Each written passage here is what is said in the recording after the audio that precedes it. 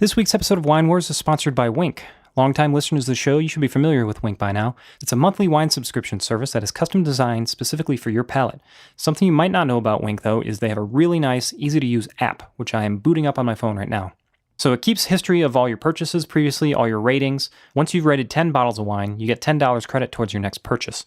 And then right on the homepage, it gives you all your recommendations for your next purchase to make. So right now, based on our previous ratings, it's recommending that we get a red blend from California, a Chardonnay from California, a Cabernet Sauvignon from California, and then the Piece de Resistance, 3 cans of rosé from Ruza Rosé. Jason is going to lose his mind. If you'd like to try Winc for yourself, go to trywinc.com/winewars for free shipping and $20 off your first purchase of Winc wine. Again, that's trywinc.com/winewars. This week's episode of Wine Wars is also sponsored by Audible. Go to audibletrial.com/winewars for a free audiobook and 30-day free trial of Audible. I'm currently re-listening to Cork Dork by Bianca Bosker, which is a great book chronicling her journey from wine novice to certified sommelier in about a year's time. And contact has been made with Bianca. We're going to try to get her on the show as a guest. So if you'd like to have her on the show, everyone tweeted her at @bbosker. Get her, tell her to come on Wine Wars. If you don't want to listen to an audiobook about wine, I guess there's people out there that do that. There are over 10,000 books that you can choose from on Audible. So just go to audibletrial.com/winewars for 30-day free trial and 1 free audiobook of your choice. It doesn't have to be about wine, but, whatever you want to do. Enjoy the show. Previously on Wine Wars. So we end the show with, we always say, that's Wine Wars for this week, remember, and we say it's just grape juice altogether.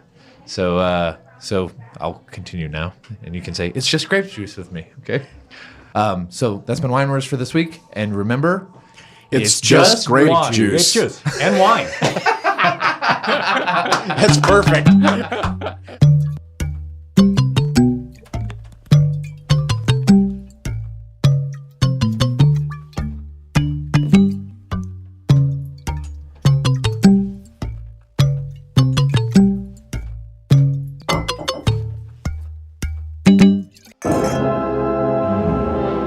Wine Wars, the show with 4 friends who love 3 things, wine and Star Wars.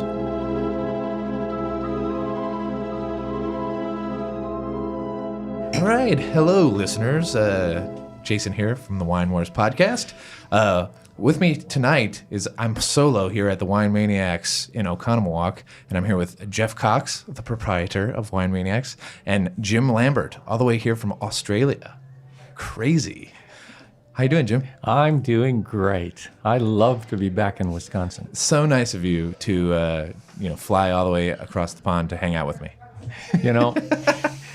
Jeff told me you were a really nice guy and he would make it worth my while. That's right. I certainly am going to make it worth your while. The fee is coming at the end. So you're from Wisconsin? Believe it or not, I am. And I grew up here on a little farm near Manitowoc. Went to school in Madison, met my wife there. She's from Baraboo. And we ended up getting married and got a number of degrees in engineering, my wife in business. And we had our first 2 kids in Milwaukee, West Bend to be exact. And then we moved to California. Now, to make a long story, I can add more to it later, but we started our own company. And it was a high-tech company. We started in our garage, and it got to be a big company. Over the years, I ran it for 25 years as the founder, president, and CEO. Very cool. What did you guys do? We made high-performance data storage products. We built them for all the big computer companies, government, the banks, Hewlett-Packard, Dell, Fujitsu, Siemens, on and on. And we'd put their name on it. Amazing. Yeah, it was. We were on the NASDAQ. We were on the New York Stock Exchange. We were on the American Exchange. Oh. I rang all the opening bells at least once over the years. Nice. Very cool. Yeah. So does the company still exist? Actually, someone came and bought us out about 1.5 years ago, and they paid a lot of money, cash. It's a very big number. I'm embarrassed to tell you. So we'll just leave it at that. But wow. So you just got out of this? Yeah, well, no, I had left the company in 2006. That I left and I didn't stay on the board, and I just had my shares. So Yeah. Well, congratulations. yeah, no, it turned out, and that's actually what gave me the money to do what we've done over in Australia. So I wanted to get away, Jeff, and so I didn't want people calling me up saying, "Can you help me with this problem?" And so that's about as far on the other side of the earth as you can get, and the time zones are totally different. And I'm blowing Dodge.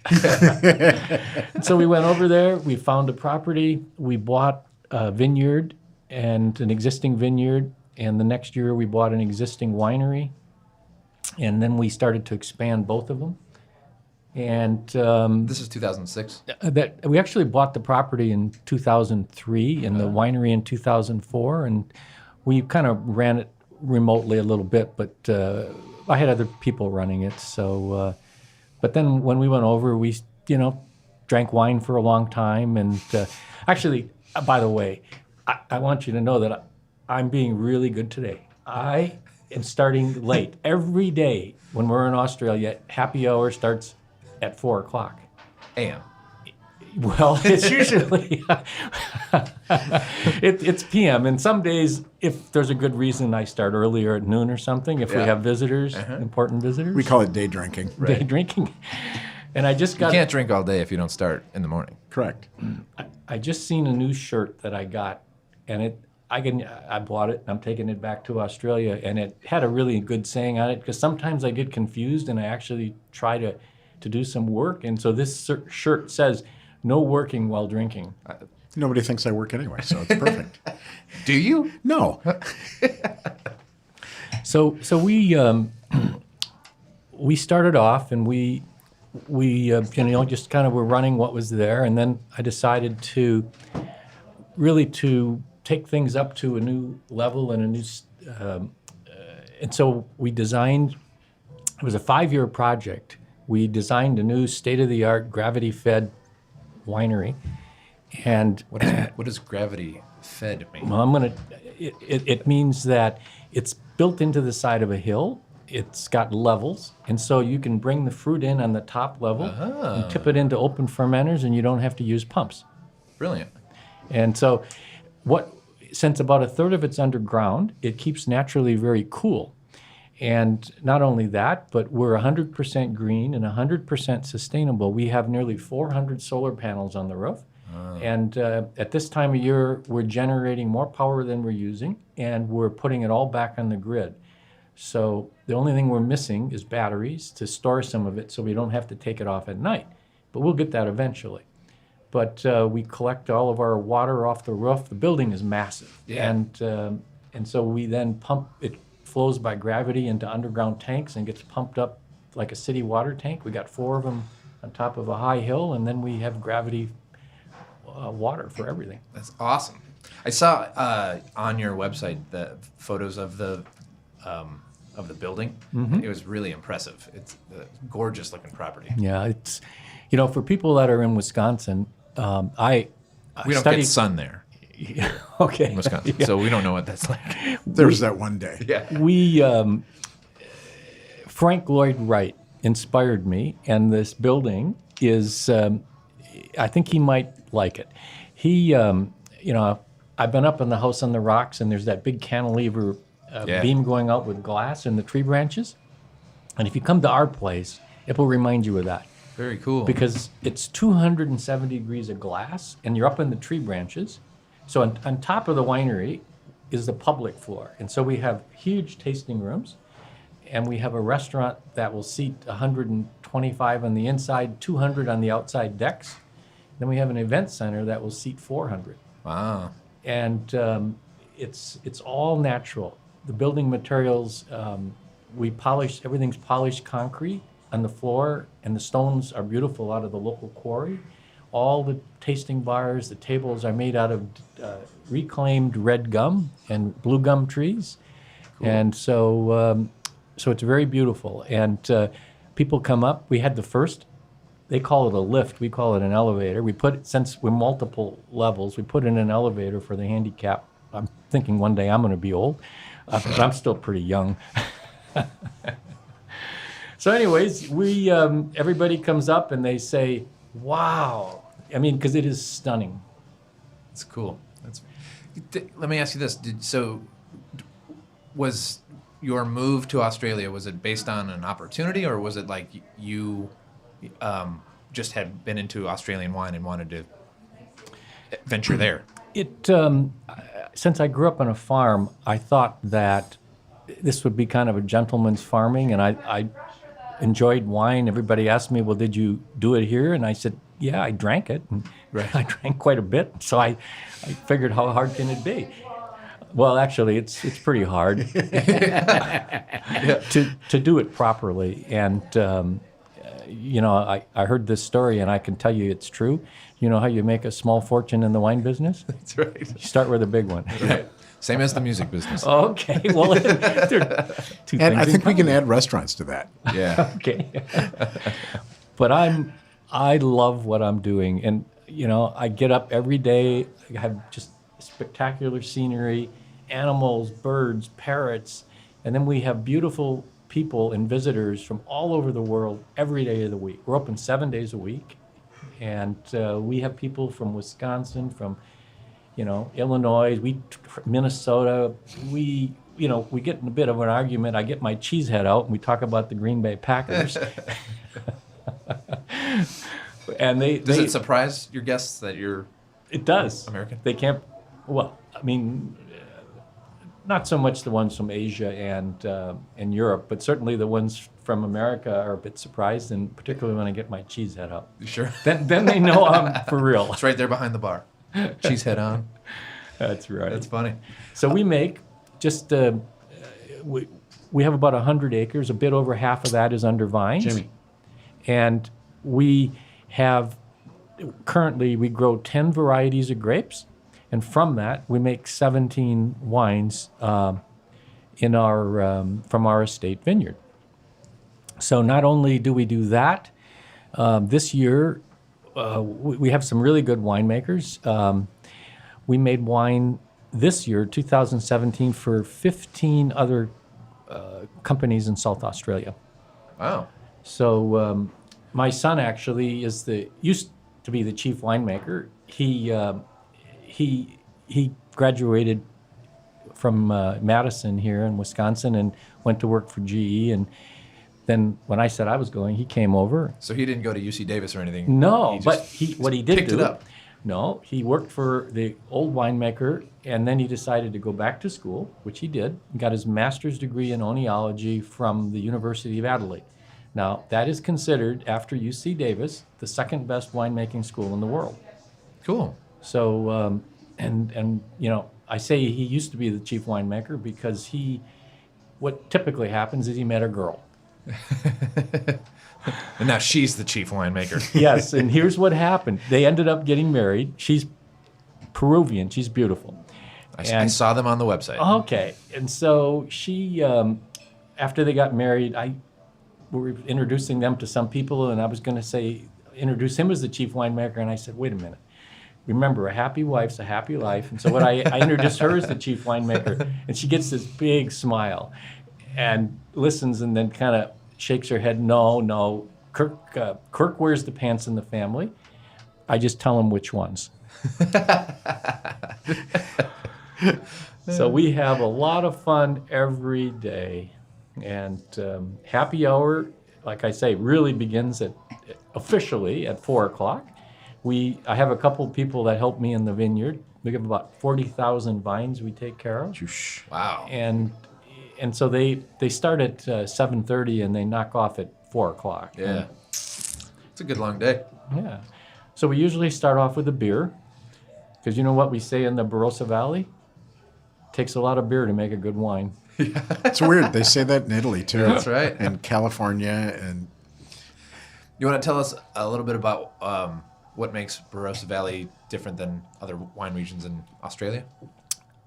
Yes, that is a really good question.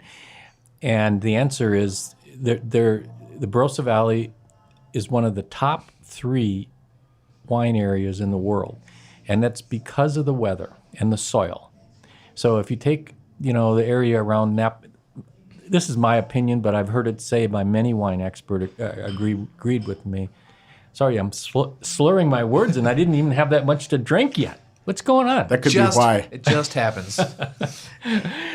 So, in our view, the world's best wines, and there's always, a small exception to a rules, but generally speaking, it's the area around Napa Valley in California. It's of course, France, and the Barossa Valley. The Barossa Valley, to give you a perspective on Australia, Australia is the driest continent on Earth. That's what I would expect. And there's, like 7 states and 2 territories, and South Australia, which is the state that we're in, is the driest state and the driest continent on Earth. And there's this small valley called the Barossa Valley, which was settled in the 1840s by people coming from Europe, Prussia, mainly Germans that were trying to escape religious prosecution. They came there and they settled there because it was a valley that it's on the ocean, so we get, like Napa Valley, we get westerly breezes that come off the ocean and come through the valley.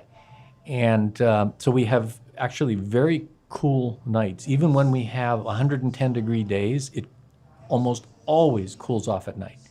Like 50? Yeah.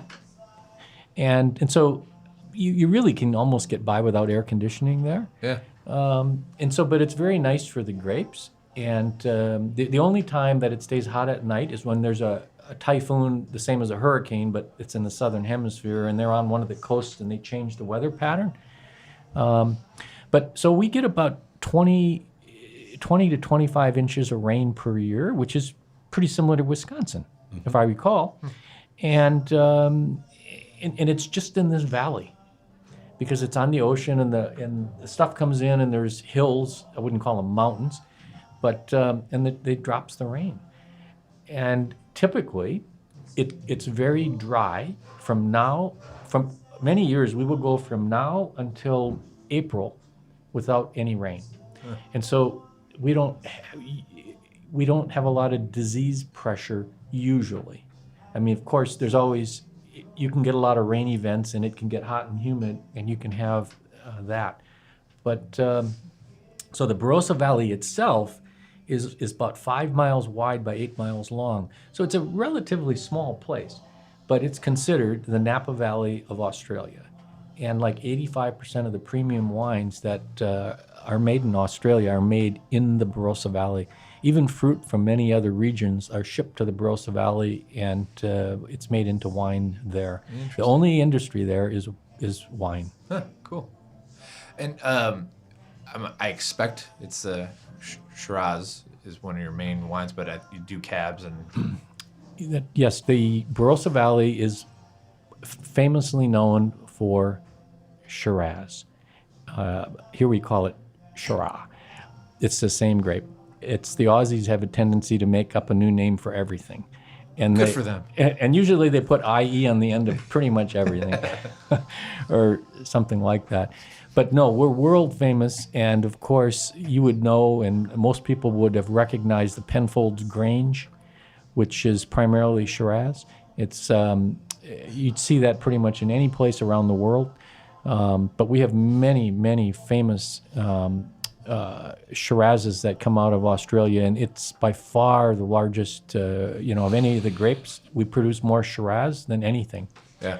And there's actually about 5 Americans that have beautiful vineyards and wineries in the Barossa. I mean, you heard of Torbeck, you've heard of Two Hands, you've heard of Lambert Estate, of course, and there's a few others. There's Murray Street, and so they all are Americans that have just beautiful, beautiful places and beautiful wines. So how did the Australians feel about the American interlopers? Yeah. Well, I have to be careful because they may listen to this, but I don't think that I'll ever be considered a local. You have to be their generations. Maybe my son or my grandchildren will be considered one of the locals, but and I don't like to get involved in talking about. It took me 3 years to get permission to build their facility, over 3 years, and then it took me 18 months to build. Then it took another year to get permission to serve food. Yeah. But that's okay. I stuck with it. Patience will out.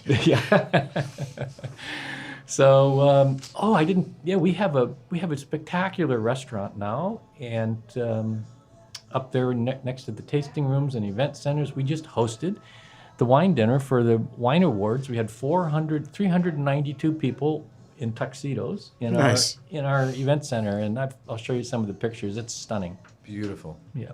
Beautiful. Do you want to talk about your portfolio of wine while we got you here? Why not? Why not? Can we get one bottle of each and open it, and then I would say yes. Here we go. We'll drink the whole thing with the three of us. Well, we let's see. We kind Sleeping of on the table tonight. We'll start with the whites, because we pretty much do everything from sparkling wine and white wines to many different red wines to our most famous item, which is a chocolate infused port. Are we having that tonight? No. So Damn. it's loved in Wisconsin, but no. So we have our first wine is a sparkling, made primarily with Pinot Noir, 90%, 10% Chardonnay. It's called the Prologue, and we are having this tonight. Cool. And it's got a little bit of pink to it, and that's because we left the skins sit for a little while to get a little bit of that pinkishness, and it turned out just beautiful. And I think it's most important what you like, but Wine Spectator rated it 93 points and the best sparkling under $25 that they tasted. Wonderful. Nice. And we are having that tonight, I read. Mm-hmm. I heard, I should say. Excellent. So, Looking forward to it. yeah. I'm 2 out of 3 already. Winning. Winning.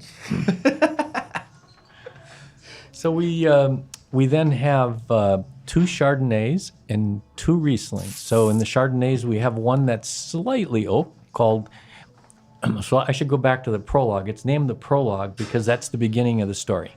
Makes sense. Yeah. Gotta start the night with some bubbles. It takes many, yeah, that's exactly right. Yeah. It takes a lot of nights of drinking to come up with these names. And we take it very seriously. I think by the way, all the names of your wines are spot on. Oh, well, thank you, And the Joe. labels look great. The whole thing is pretty spectacular put Thank together. you. Thank So you. speaking of a Chardonnay, his Chardonnay was transformative for me. Because back in the days of when we were just flanneries, I was so disenchanted with Chardonnay, I gave up on it forever. Too oaky. It was horrible. Yeah. And Too California. I just couldn't do it. Yeah. And Chad wandered in one day. And Who is Chad in this scenario? Well, Chad is he was I'm his godfather actually, and he was working at a bank, and I got this winery and stuff, and he said, "Hey, I want to sell your wine," so he started his own company, and was our distributor in Gotcha. Wisconsin, and he did a great job for about 5-6 years, Yeah. and then he got married, and they decided they were going to do something else. So he sold his company, and that's when we kind of went, we didn't have a distributor. Gotcha. And so we now, we're back, and so that was Chad. Gotcha. And so Wasn't sure if it was a so he wandered in one day and was kind of pitching the whole line, and I gave everybody a list, and he's like, "Well, let's start with the Chardonnay." I'm like, "Put it back in the bag." Come back Tuesday. Yeah, I mean, I'm happy to do the reds, but and he's like, "You should try it." I'm like, "I don't want to try it. I hate Chardonnay. Get out." And he just wouldn't leave it alone. And he's like, "Look, you're a professional. Try it." I'm like, and it was awesome. It was unoaked. It was beautiful. It had everything that you would want in a Chardonnay after you've learned you despise too much oak. Sure. And it actually got me my Chardonnay palate back. So it's a huge thing. That was probably one of the most transformative moments in those days. Now they've 'Cause- totally changed the game, and they're doing it all on oak. Just kidding, right? Well, not really. Not really. From what I see in selling what we have is that it used to be that the unoaked Chardonnay was probably a bit more popular than our oaked. And we've kind of gone to even less oak, and now it seems that our slightly oaked is quite a bit more popular. And so, I think when what we do with that, it's called 1,000-word Chardonnay, and I think maybe we're having that tonight. I think it just might happen. Perfect. And it's named after my daughter, who talked a lot, 1,000 words in every bottle. And she's down in Texas, so she's probably not listening. Well, this isn't live, so yeah, there's plenty of opportunity. All right. So she was. She came over on her honeymoon, and she gotten out of school, and she talked a lot, and she talked very fast. And so the old winemaker and we went out and had a beautiful dinner. I sat at one end of a long table next to her husband. The winemaker sat at the other end next to her. We ate and drank too much. Everybody left. We took over the restaurant. The next morning, he comes over, and we're trying to get rid of our hangover with a beer on the patio. And after about 15 minutes of silence, he shook his head. This is an honest-to-God true story. And he said, "I never knew there was 1,000 words in every bottle." And I thought for a moment, and I said, There "You it know what? is. That is great. That's a good name." Yeah.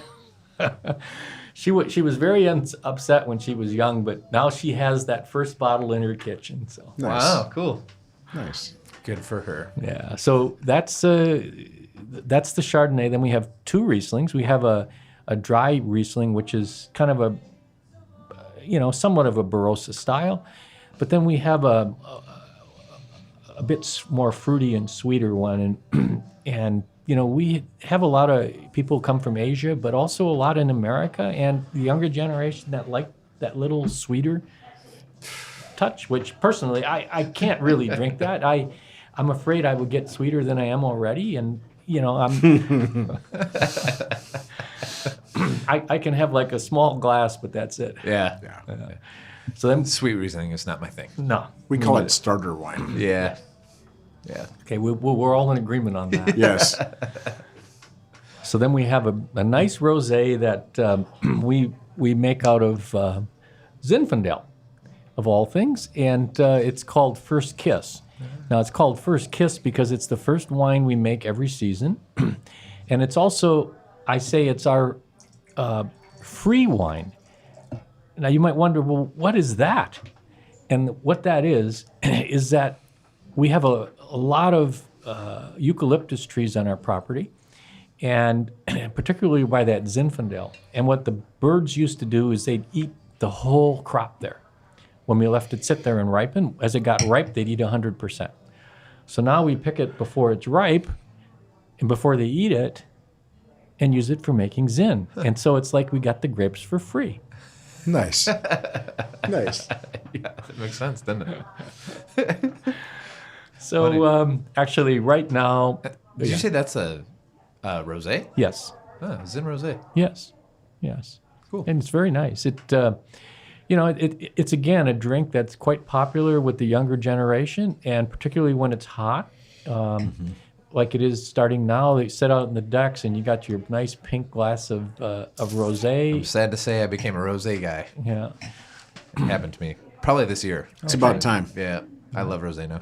Well, we have a beautiful rosé. So that's then we have quite a few reds actually. We have three.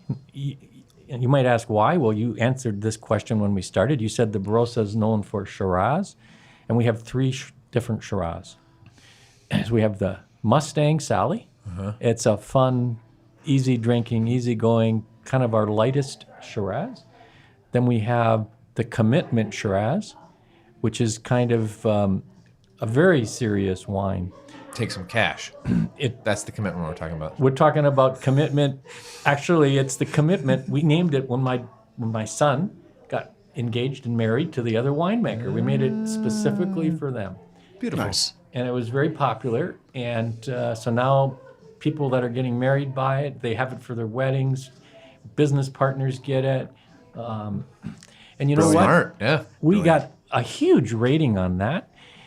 It's a beautiful wine. It's we got a 93 rating, and it's a pretty affordable wine. So, and by the way, I'm not big on ratings, but we only ever submitted our wine this year, and we got 21 reviews by 4 of the leading magazines, and almost all of them are 90 points plus. Congratulations. That's fantastic. It's I challenge our winemakers every year. Well, that's what you did for me last year. What about this year? Yeah. Right. Can You have a benchmark now. Yes. We're only looking for something higher. When are we going to get to 100? Yeah.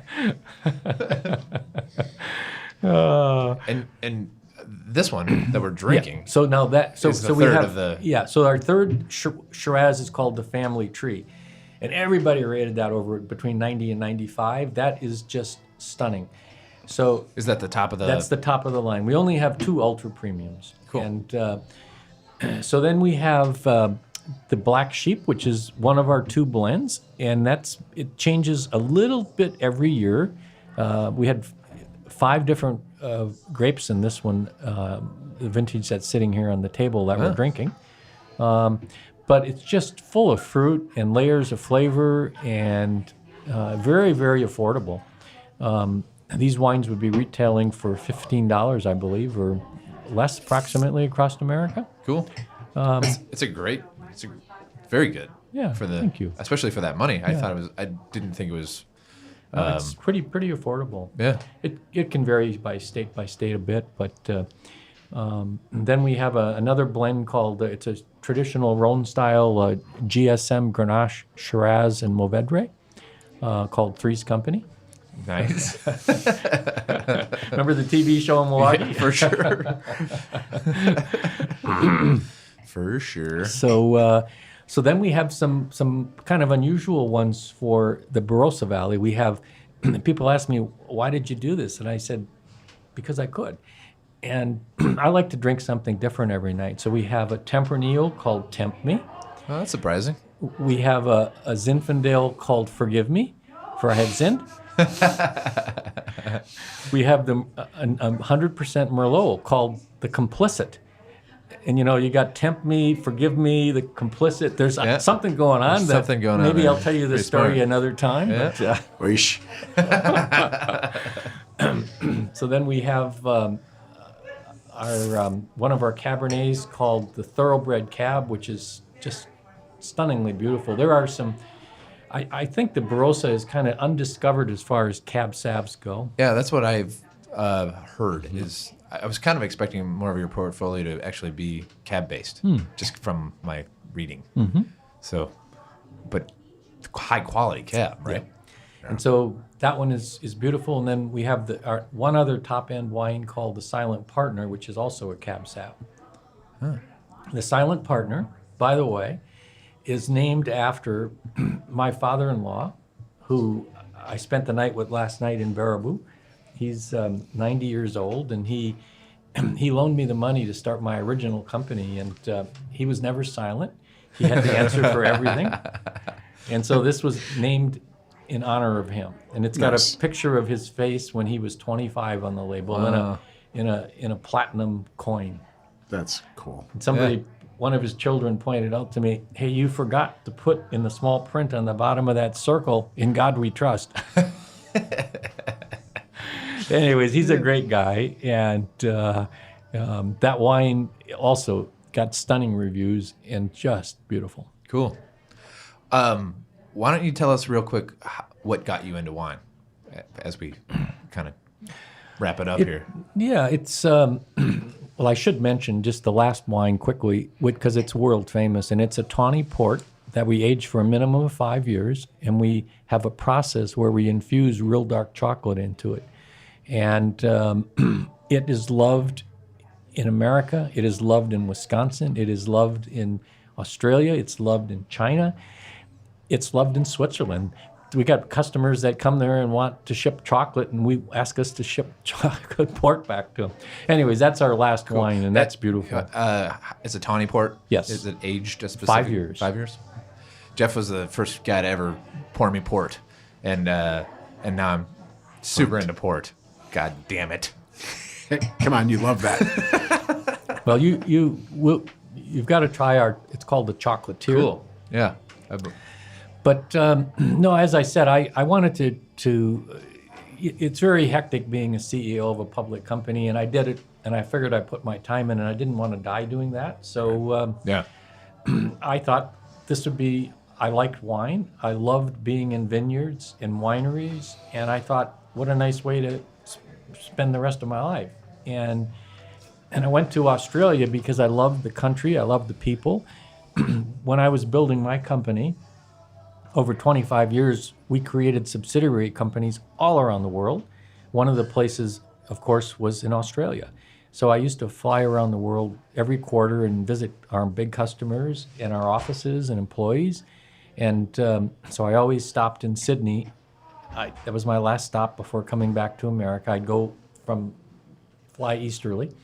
And I just always loved Australia. The people are very carefree and friendly, and they work till 4 o'clock or 5 o'clock, and then they go have a drink with their mates and tell jokes and have fun.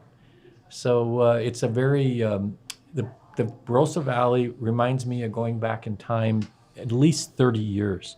It's not developed like wine country in California is, and there's only 15,000 people live there, and there's one traffic light, and they play old songs. I'm kind of old, so that's okay. Nice. So I kind of figured I missed some of that when I was working and building my company, so now I can go back and relive it. So we went to the Barossa one time and we fell in love with it. Awesome. It seems like Australia, you picked the perfect region to be making wine. That's the right place to do it. Was there ever a bottle or a glass of wine that you had that was like, oh, I want to explore this more? Did you have something like that was the moment that you were like, oh, I get it? I'm not sure. I've had a few of those moments over the years, and I usually drink too much, and cannot remember what I was cannot really remember. But I tell you, there are some spectacular wines in the Barossa, and these moments were when I was at other winemakers' house and cellars, and they pulled out some old dusty bottles from the cellar that were 20, 30 years old, and they told a little story, and we'd open it up and drink it, and those are some of the best times. Yeah, for sure. And those opportunities are really rare. Yeah. They are. The one thing America still doesn't get yet is aging wines. So, the Barossa, because of the weather, the long growing seasons, we actually have the problem of things getting too ripe. Yeah. And that's why sometimes our wines are kind of alcoholic, or they have a higher alcohol level. But we don't try to do that. But we've found that in order to get the kind of flavors that we want, we need to let the fruit hang and really get ripe. And as you do that, the alcohol goes up a bit more. But quite a few people will taste a few of our wines that are a bit higher in alcohol, maybe 16.5%, and they say, that doesn't taste like that, because there's a lot of fruit there. Yeah, they're not hot. They're not hot, so. It's seemingly balanced. Yes. Very much so. And that's because our winemakers, they both have their master's degree in oenology. One of them has a degree in chemistry. And so they understand the science of making wine, and they've done vintages at many places, and so they've got good experience. Very cool. Very cool. So we're probably the only winery in the Barossa Valley that also is gravity fed that.